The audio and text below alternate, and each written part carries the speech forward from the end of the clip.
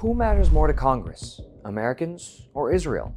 I've been reporting from inside the US Capitol ever since October 7th, and 3 recent insane episodes have shown me how inexplicably committed the US political machine on both sides of the aisle is to Israel, and how much disdain these politicians have for anything or anyone that gets in the way of that support, including Americans. We stand with Israel. We stand with Israel. We stand with Israel. First, in July, Israeli Prime Minister Benjamin Netanyahu, who is wanted by the International Criminal Court on war crimes charges, visited Washington, D.C. This was the 3rd time he visited D.C. since the anti-war Donald Trump was re-elected. Amid all the fanfare and revelry, I asked 7 Republican senators if they knew how many Americans had been killed in the past 21 months by the government they were sending blank checks to. Each senator either had no idea, did not believe me when I told them how many Americans had been killed, or simply had no interest in the question itself. Here's how Maine Senator Susan Collins responded. No insight on the Americans killed by the Israeli military, Senator? I am pro-Israel. A U.S. senator was asked about U.S. citizens killed by a foreign country. She responded by saying she supports the foreign country. Oklahoma Senator Mark Wayne Mullen responded that he did not know and that he hadn't even given it much thought. Do you know how many Americans the Israeli military has killed in the past 21 months? No. Does that concern you? I haven't given much thought. 2 days later, Israeli settlers brutalized 20-year-old Palestinian American Saifullah Musallat. For hours, the settlers, as well as the Israeli military, blocked ambulances from reaching him and another Palestinian they attacked, who was named Mohammed al-Shalabi. Both of them were killed. A U.S. citizen beaten to death by Israeli settlers. Saifullah Musallat was only 20 years old. Today, Saif Musallat's family is demanding an American investigation into his death. After the killings, I reached out to the same 7 senators, giving them more information about the other American victims they all apparently didn't know about, and to ask for their reaction to the latest killing. None of them responded. And I didn't just approach these 7 senators, because earlier that week, there were 14 senators from both sides of the aisle who took a very chummy photo with Netanyahu. I wanted to know what they were thinking about the killing, too. Among the group was Democratic leader Chuck Schumer, as well as Amy Klobuchar, Adam Schiff, and Cory Booker.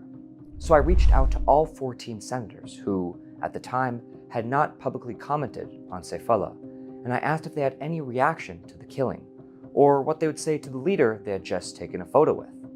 None responded. In fact, most of Washington has remained silent. President Trump and Vice President J.D. Vance hasn't said anything about it. It took 4 days for a senior-level Trump official to even make contact with Saifullah's family, or even to publicly comment on the killing. That comment was from U.S. Ambassador to Israel, Mike Huckabee, who condemned the killing, calling it a criminal and terrorist act. Huckabee, who has previously expressed staunch support for the settler movement, the annexation of the West Bank, and opposition to a Palestinian state, said he asked Israel to aggressively investigate the attack. Saifullah's father told me that Huckabee had called him just before that tweet, and that the ambassador said he met with Netanyahu and told him there must be justice for Saifullah. His father said Huckabee came across as genuinely concerned. But then the next day, Huckabee made the unprecedented decision to attend Netanyahu's criminal trial as a show of support for the man facing bribery and fraud charges. Afterwards, Netanyahu tweeted a public thank you to Huckabee for his support. One day, Huckabee apparently tells the leader of a foreign country that there must be justice for the killing of an American. But then the next day, Huckabee goes to that leader's trial to support him. Mr. Ambassador, why did you decide to come today? Because I wanted to see what was happening. Why did you come? This all is not to center Americans suffering over that of the tens of thousands of Palestinians killed by Israeli violence, nor the millions who have been displaced by it. But This is to underscore that there is, in fact, no bottom, even for the most cynical, self-interested parts of the US political machine. Israeli forces can bomb the only Catholic church in Gaza, the church that the late Pope Francis would call on an almost daily basis. They can strike clearly marked World Central Kitchen vehicles and kill 7 people, including a Canadian-American veteran and aid worker. They can kill Americans, journalists, peace activists, kids, and Palestinians at will. There is no bottom. A foreign government is committing an actual, ongoing genocide in plain sight. Meanwhile, the US press and political establishment are consumed with college campuses and a New York City mayoral candidate. Think about it this way. How much fear-mongering, cynical, and outright dishonest ink has been spilled on Columbia University or Zohran Mamdani? And then how much clear-eyed, critical, and truthful ink has been dipped about Israeli soldiers and settlers killing Americans and shattering the basic existence of millions of Palestinians? There is no bottom. It is inexplicable. Why are the media and politicians so transparently in the bag for a foreign government that seems to have no reciprocal respect? Why does this foreign government receive billions of US taxpayer dollars unconditionally, while money for the homeless, healthcare, food aid, public transportation, or helping others rather than bombing them is penny-pinched?